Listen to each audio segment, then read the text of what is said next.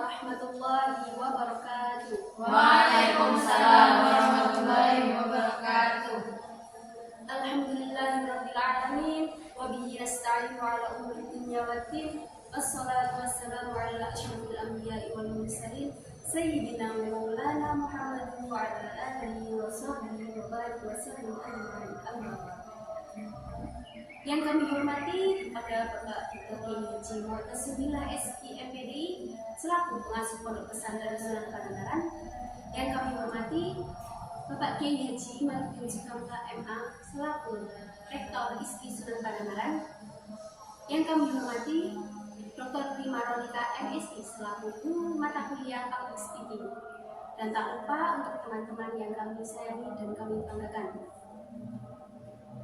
Pada kesempatan kali ini, izinkan saya Siti Romah dari Prodi Ilmu Tasawuf semester 6 akan menyampaikan pidato dengan tema konsep ilmu dan amal dalam tasawuf, jalan menuju kebahagiaan.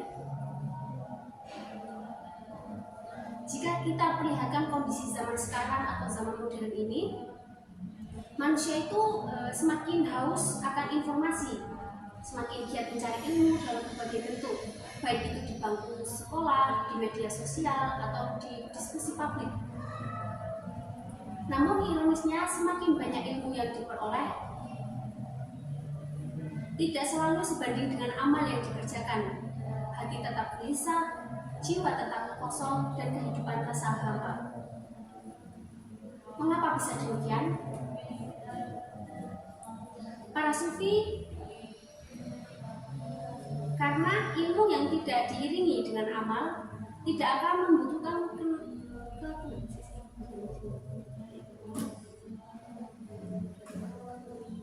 Mengapa bisa demikian? Karena ilmu yang tidak diiringi dengan amal tidak akan menumbuhkan ketenangan, bahkan bisa menjadi beban. Itulah mengapa dalam ajaran tasawuf, ilmu dan amal adalah dua sisi mata uang yang tidak bisa dipisahkan. Ilmu adalah petunjuk, amal adalah pelaksanaannya. Tanpa ilmu, amal bisa sesat. Tanpa amal, ilmu jadi sia-sia. Hadirin yang mulia, para sufi tidak memisahkan antara belajar dan beramal. Mereka menjadikan ilmu sebagai jalan untuk menyucikan jiwa, tazkiyatun nafs, dan mendekatkan diri kepada Allah, taqarrub ilallah.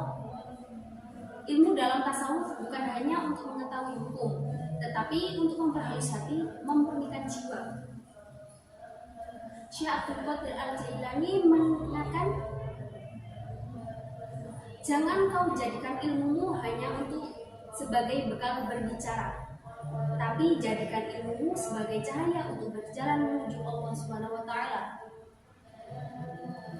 Begitu pula Imam Al-Ghazali dalam kitabnya Ihya Ulumuddin dijelaskan bahwa mengingat ilmu harus melahirkan amal, dan amal harus lahir dari keikhlasan.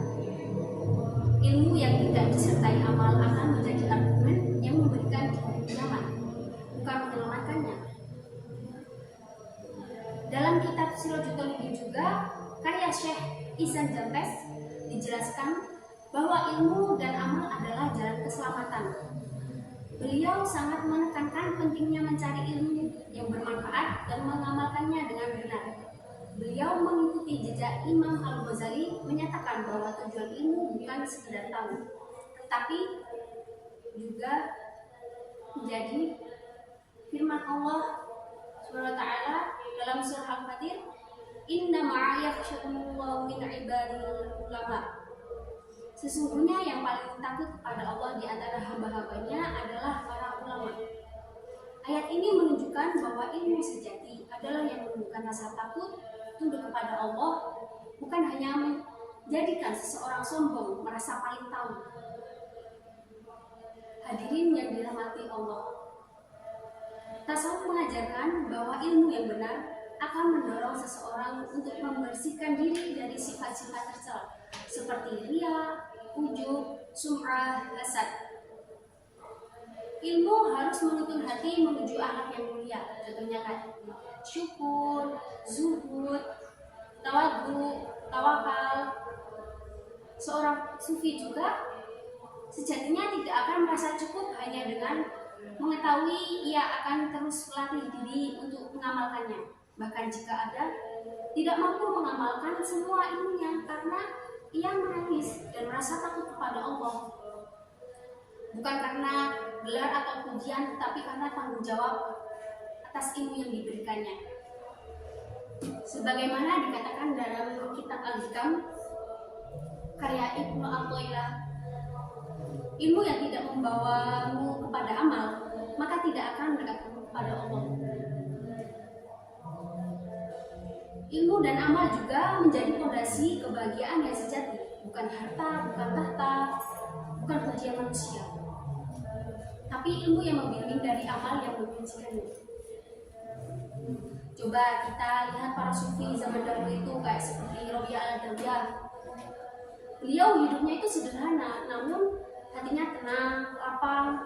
Ia tidak hanya tahu tentang cinta kepada Allah, tapi ia hidup di dalamnya tidak hanya berbicara tentang zuhud, tapi ia tinggalkan dunia demi akhiratnya.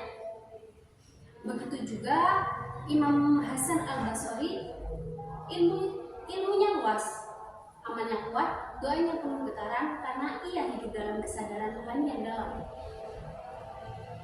Hari ini kita banyak menyerap ilmu dari media sosial, internet, kajian, bahkan sekolah.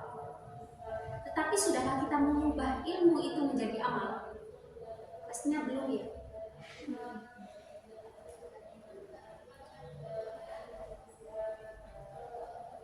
Sudahkah kita menjadikan ilmu itu alat untuk mendekatkan kepada Allah, bukan untuk membanggakan diri? Maka dari itu, kita mulai dari hal kecil saja. Contohnya itu kayak ilmu tentang keutamaan sholat. Jadi kita harus menjaga sholat tepat waktu, mengamalkannya. Yang selanjutnya itu ilmu tentang sabar dan syukur. Kita harus melatih kesabaran kita dalam menghadapi ujian dari Allah SWT. Ilmu tentang akhlak itu contohnya kayak kita praktikkan dalam pergaulan sehari-hari dengan teman-teman, bahkan guru, bahkan orang tua itu kita praktikkan.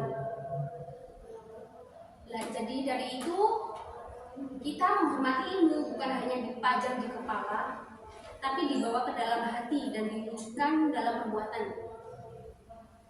Hadirin yang dimuliakan Allah, ilmu adalah amanah, amal adalah pembuktian. Ilmu adalah peta, amal adalah perjalanan. Semoga kita semua menjadi insan yang senantiasa mencari ilmu dengan niat yang tulus dan mengamalkannya dengan istiqomah. Jadikan tasawuf sebagai lentera dalam hidup kita. Dengan ilmu dan amal yang tulus, insya Allah kedamaian batin akan kita rasakan. Kita akan hidup dengan hati yang bersih, jiwa yang tenang, dan langkah yang penuh arah menuju ridha Allah SWT.